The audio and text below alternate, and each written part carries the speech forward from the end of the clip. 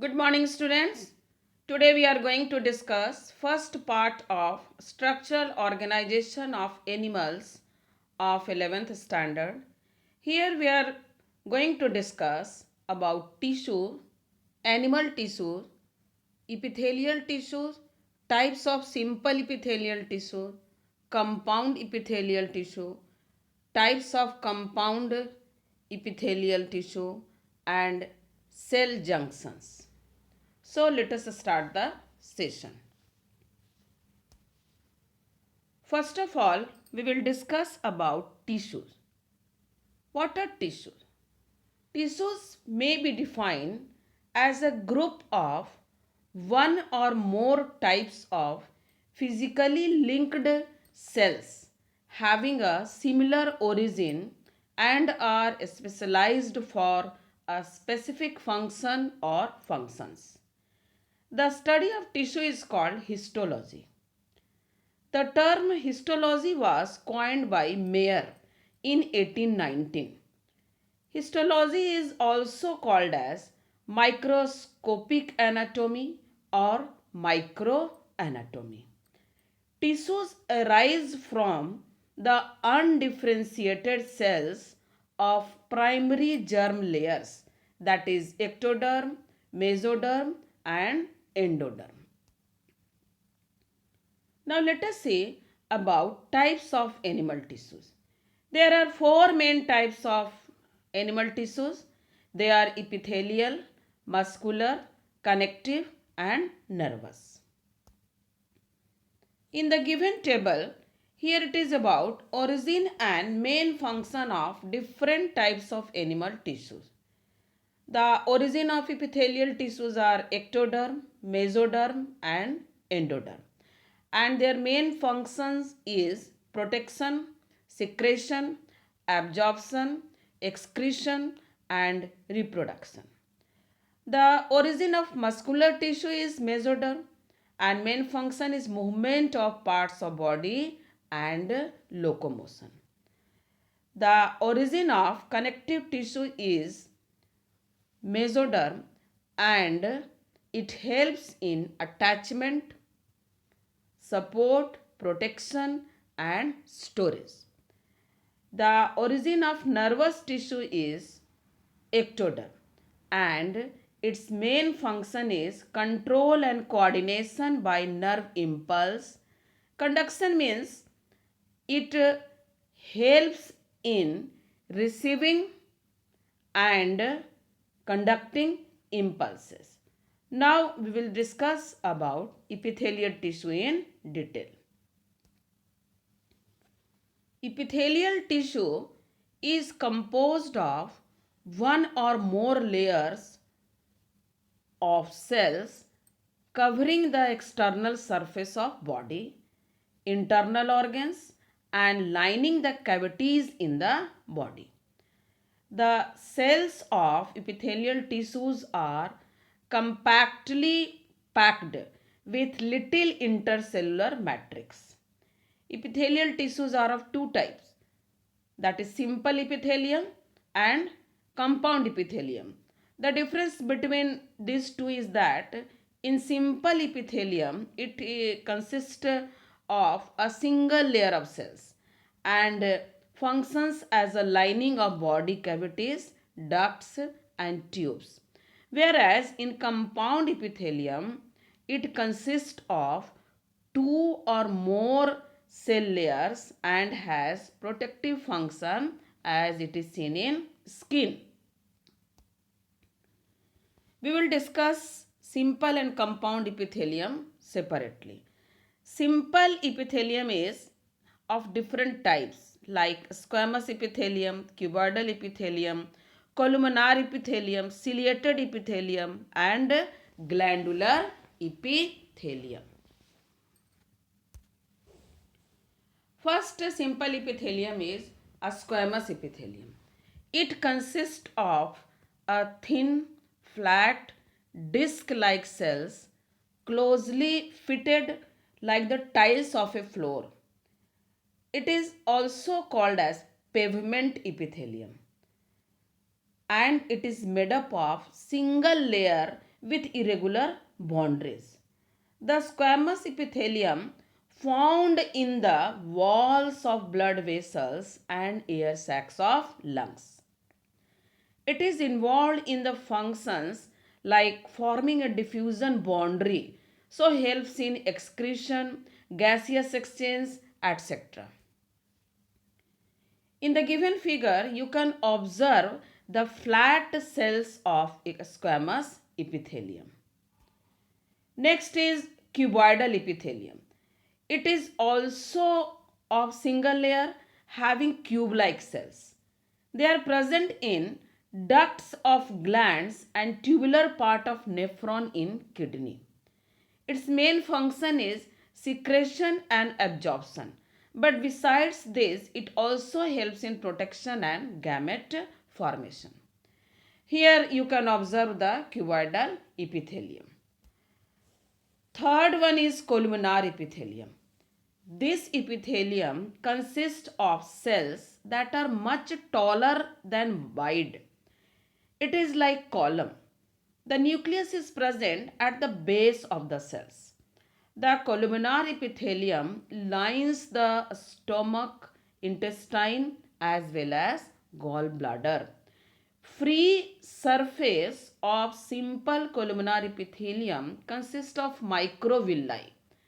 These microvilli increases the surface area. Functions of simple columnar epithelium is secretion, absorption as well as protection also. In the given figure, you may observe the columnar epithelium.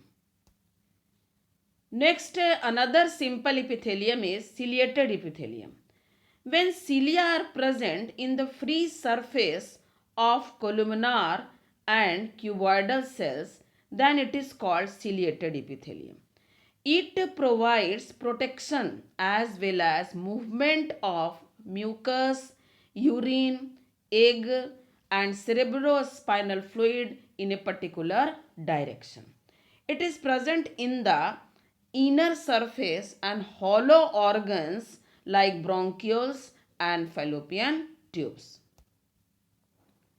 This figure depicts about ciliated epithelium. You may observe here presence of cilia at the free surface. Next is about glandular epithelium. Whenever columnar or cuboidal cells are specialized for secretion, then it is called as glandular epithelium. There are two types, unicellular and multicellular. Unicellular consisting of isolated glandular cells like goblet cells of alimentary canal and multicellular consisting of cluster of cells as in salivary gland. Here you may observe glandular epithelium, unicellular as well as multicellular. Now let us discuss about the types of gland. Glands are of two types, exocrine gland and endocrine gland. Exocrine glands are called as with duct glands. Means they release their secretions through duct. It secretes mucus, saliva, earwax, oil, milk, digestive enzymes, etc. Whereas endocrine glands are called with duct glands. Hormones are secreted by endocrine glands and they pour their secretion directly into the body fluid and are transferred from the site of production to the site of action.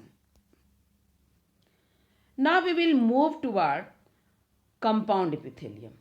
The compound epithelia consist of a few to several layers of cells. Therefore, they are thicker and stronger than simple epithelium. It helps in protection against chemical and mechanical stresses. It covers the dry surface of skin, moist surface of buccal cavity, pharynx, inner lining of ducts of salivary glands and pancreatic ducts. Here you may observe the multi-layered compound epithelium. Now we will discuss about the various types of compound epithelium. It is classified into stratified and transitional. In a stratified, it is a squamous, cuboidal, columnar, columnar ciliated type, and last one is transitional epithelium.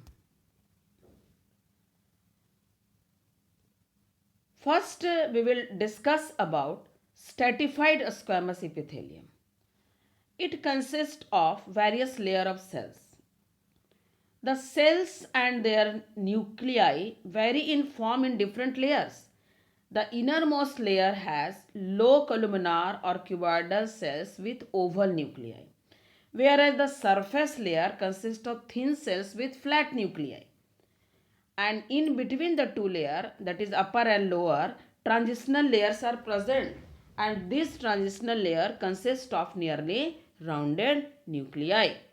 Further, stratified squamous epithelium is of two types, that is keratinized and non-keratinized stratified squamous epithelium. In the given figure, you can observe the stratified squamous epithelium with oval nuclei at the lower surface, flat nuclei at the upper surface, and in transitional layer, it is having rounded nuclei. Now let us see what is the difference between keratinized stratified squamous epithelium and non-keratinized stratified squamous epithelium. The keratinized stratified squamous epithelium consists of keratin or horn, which is a hard and waterproof protein. It forms epidermis of the skin in land vertebrates. Its horny layer prevent the loss of water as well as mechanical injury. The non-keratinized stratified squamous epithelium lines the buccal cavity, pharynx, esophagus, anal canal, vaginal, and lower part of urethra. It is unable to check loss of water, and thus it provides only moderate protection. In the given figure, you may compare the non-keratinized and keratinized stratified squamous epithelium. Next compound epithelium is stratified cuboidal epithelium. This epithelium has outer layer of cuboidal cells and basal layer of low columnar cells. It forms the epidermis basal layer. It forms the epidermis of feces and many urodels.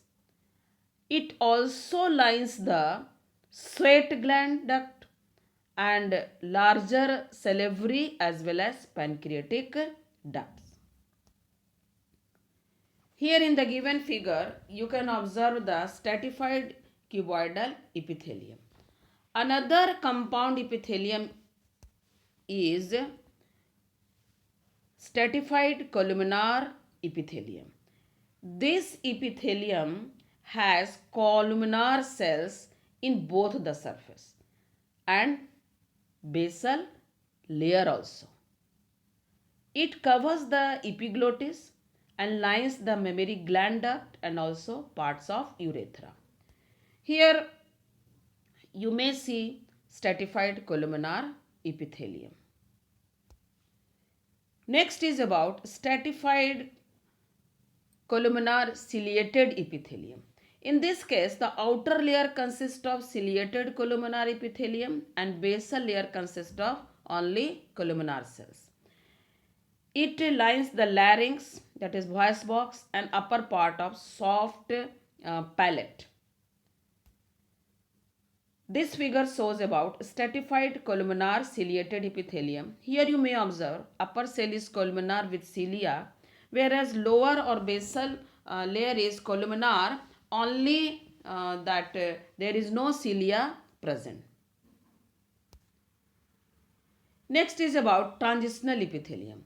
It differs from stratified epithelium in having few, that is 3 to 4 layer of cells, and are less flattened structure, that surface of cells, and are flexible. The basal cells of low columnar type, the surface cells are globular, and intervening. Intervening means in between. Cells are polygonal, and they are present in urinary bladder, ureters, and renal pelvis.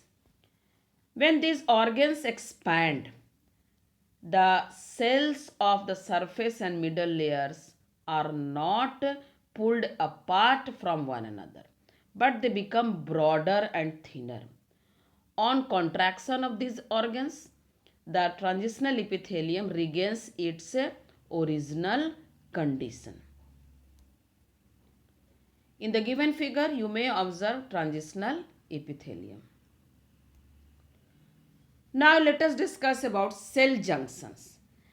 As we know that in epithelial cells, very little intercellular spaces are present.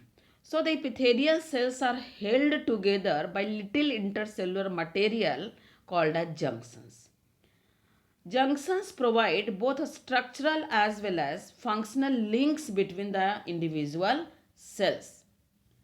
Junctions are of three types, that is tight junction, adhering junction, and gap junctions. So we will see here what are the differences between all the three types of junctions. Tight junctions help to stop substances from leaking across a tissue, whereas adhering junctions perform cementing to keep neighboring cells together. In case of gap junctions, it helps in transfer of ions, small molecules, and sometimes big molecules also. So, children, this is all about today's session. Thank you.